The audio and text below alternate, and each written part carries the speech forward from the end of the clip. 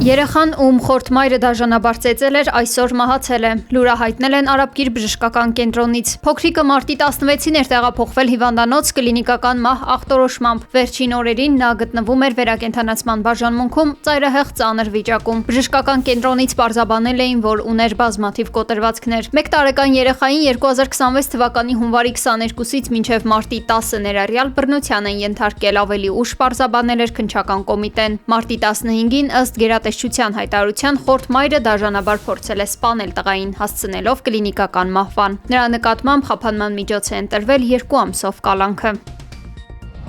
Երևանի վարչական դատարանը մերժել է Տաշիր կապիտալի փաստաբանական խմբի միջնորդությունը ու որոշել է չդիմել սահմանադրական դատարան հեծի պետականացման հարցով։ Ավելի վաղ էներգետիկայի մասին օրենքում փոփոխություններ էր արվել, ինչի արդյունքում հնարավոր էր դարձել հեծը պետականացնել։ Փաստաբան Արամ Օրբելյանի պնդմամբ կիրառված ընթացակարգը յուրահատուկ վարույթ է, որը հատուկ գրվել է կոնկրետ այս գործի համար, ինչը հակասում է սահմանադրությանը եւ մարդու իրավունքների եվրոպական կոնվենցիայի դրույթներին։ Մի քանի կարևոր բան արձանագրվեց։ Առաջինը ըստ էության, երբ որ փորձում ենք հասկանանք այդ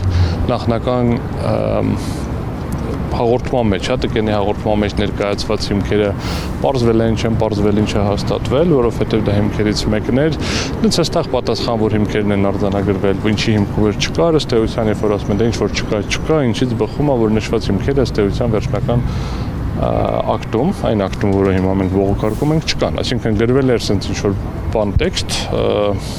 տպավորիչ տեքստ, օրենքը սահմանում է, որ առանձնահատուկ վարույթներ կարող են լինել, դա ըստ էության հանրային ծառայությունները կարգավորող հանձնաժողովի մասին օրենքով սահմանված վարույթներն են։ Հիմա պարզում է, որ ինչ որ փորձում ենք տեղավորել գործող օրենսդրության մեջ, ասում են սա առանձնահատուկ է, ինչը եւս մեկ անգամ ամրապնդում է այն մոտեցումը ու երկու առանձին մոտեցումներ, որ հետադարձություն են տալիս մի բանի, որը հատուկ գրվել է կոնկրետ գործի համար, ինչը իրենից ենթադրում է մեր սահմանադրության մի շարք հոդվածների, այդ թվում նաև 81-82-րդ հոդված, մարդու իրավունքների եվրոպական դատարանի 18-րդ հոդված, խախտում դա ինչ է։ Դա այն է, երբ որ դու փորձում ես ֆորմալ օրենքի միջոցով ինչ-որ սահմանափակում կիրառել, բայց իրականում քո նպատակը այլ է, իսկ այդ որ նպատակը այլ է,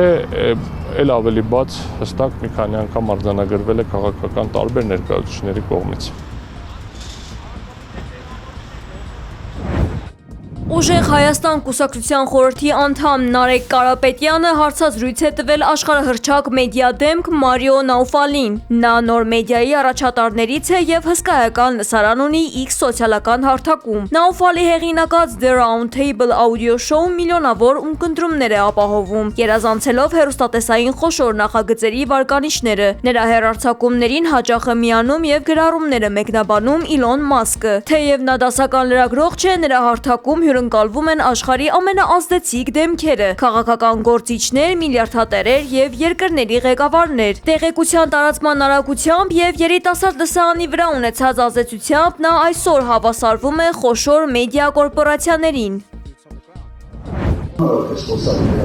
Արցախ վերադառնալու առաջնային քայլը միջազգային հարթակում վերադարձի իրավունքի ճանաչումն է։ Այսօր Հայաստանը որպես պետություն նույնիսկ չի ուզում խոսել այդ թեմայի շուրջ։ Այսպես է պատասխանել Հայաստան Դաշինքի վարչապետի թեկնածու Ռոբերտ Քոչարյանը աշտարակում իրենց աջակիցների հետ հանդիպման ժամանակ քաղաքացիներից մեկի այն հարցին, թե ինչպես են իրենք պատկերացնում վերադարձը Արցախ եւ թե ինչ ծրագրեր կան այդ ուղղությամբ։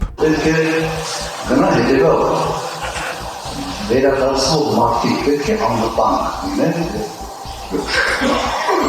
որն խոսքը պետք է գնա անվտանգ վերադարձի մասին։ Սա է այդ տրամաբանությունը ընդհանրապես եւ այդ տրամաբանության շրջանակներում այո հնարավոր է ասել։ Ժամանակ է պահանջել, այո ժամանակ է պահանջել։ Դժվար է լինելու, շատ դժվար է։ Ես չեմ ուզում ավելով լավատեսություն հավատալ ձեզ, բայց իմ կյանքում այնպիսի դրվագներ է եղել, որ թվում է, թե հարցը ընդհանրապես լուծում չունի, հետևական աշխատանքով այդ հարցը լուծում ստանում է։ Եթե չես հավատում մի հարցի լուծման մեջ, երբեք այդ հարցը երբեք որևէ լուծում չի ստանում։ Որը մոտեցում է ալգորիթմը, այսպես ասենք, այդ հարցի կարգավորման դրանից։ Եվ հիմա մենք խոսում ենք իրավունքի վերադարձի ճանաչման մասին։ Աքսիոսի փոխանցմամբ Դոնալդ Թրամփը մտադիր է առաջիկայում դադարեցնել Իրանի դեմ ռազմական գործողությունները։ Սպիտակ տունը հայտարարել է, որ Թեհրանի ռազմական ներուժի ոչնչացման առաքելությունը հիմնականում մոտենում է ավարտին։ Մինչդեռ աշխարհի համար կենսական նշանակություն ունեցող Հորմուզի նեղուցը շարունակում է փակ մնալ։ Թրամփն այժմ փորձում է նեղուցի պաշտպանության ծանր պարտավորությունը դնել այլ պետությունների ուսերին։ Ամերիկայի դաշնակիցները հրաժարվում են ուժեր տրամադրել, ինչը լրջորեն սրել է հարաբերությունները ՆԱՏՕ-ի ներսում։ Ռազմական փորձագետները կասկածում են, որ հնարավոր կլինի ավարտել պատերազմը առանց նեղուցի նկատմամբ վերահսկողությունը վերականգնելու։ Այս քայլով Վաշինգտոնը կարող է լքել տարածաշրջանը, առանց լուծելու իր իսկ հրահրած համաշխարհային տնտեսական քաոսը։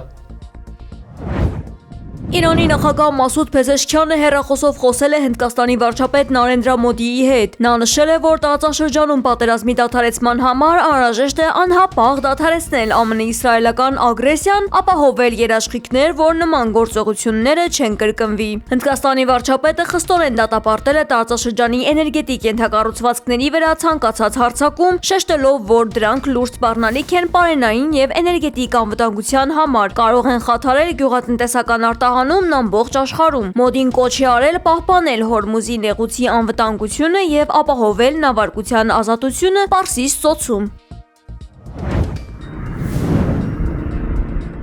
Իրանի ատոմային էներգիայի կազմակերպությունը հայտնել է, որ Իսրայելը եւ ԱՄՆ-ն հարվածել են Նաթանզի միջուկային օբյեկտին։ Ռադիոակտիվ արտահոսքեր չեն եղել եւ շրջակա տարածքի համար սպառնալիք չկա։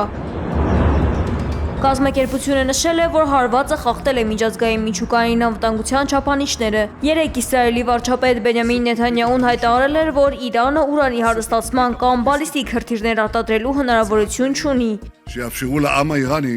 לקחת את גורלו בידיו. Вполне логично. Ռուսաստանի նախագահ Վլադիմիր Պուտինն ավելի վաղ ԱՄՆ-ին առաջարկել էր հարստացված ուրանի պաշարները Իրանից Ռուսաստան տեղափոխել Մերձավոր Արևելքի պատերազմը դադարեցնելու համաձայնագրի շրջանակներում։ Իսրայելում իրավիճակը ամեն վայրկյան ավելի է սրվում։ Հրթիռակոծվել են Թել Ավիվ եւ Ռիշոն Լեցիոն քաղաքները։ Մասնավորապես վնասվել են հիվանդանոցներ եւ մանկապարտեզներ։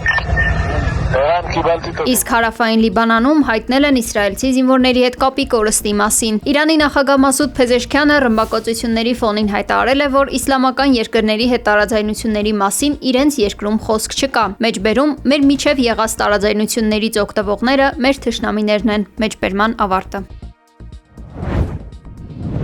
Իրանը պատրաստ է ճապոնական նավերին թույլ տալ անցնել Հորմուզի նեղուցով, հայտնել են ճապոնական լրատվամիջոցները հղում անելով Իրանի արտգործնախարար Աբբաս Արաղչիին։ Թեհրանը բանակցություններ է սկսել Տոկիոյի հետ համաշխարհային նավթի մատակարարման համար նեղուցի հնարավոր բացման վերաբերյալ, ասել է Արաղչին, սակայն Ճապոնիան պաշտոնապես դեռ չի հաստատել այս տեղեկությունը։ Սա տեղի է ունեցել Թրամփի եւ Ճապոնիայի վարչապետ Սանաե Տակաիչիի հետ հանդիպման ֆոնին։ Ամերիկյան մամուլը հայտնել էր, որ Թրամփը մտադիր էր ճնշում գործադրել դաշնակցի նկատմամբ Իրանի դեմ պատերազմում ռազմական աջակցություն ստանալու համար։ Ռոստովի մարզում վառելիք տեղափոխող բեռնատարը բախվել է մի քանի մեքենայի։ 3 մարդ զոհվել է, 2-ը վիրավորվել։ Տեղական լրատվամիջոցները հայտնել են, որ նախնական տվյալով բեռնատարի ավանդողը դուրս է եկել, ինչի արդյունքում մեքենան անկառավարելի է դարձել, անցել է հանդիպակաց գոտի եւ բախվել 4 մեքենայի, ապա ընկել է առուն։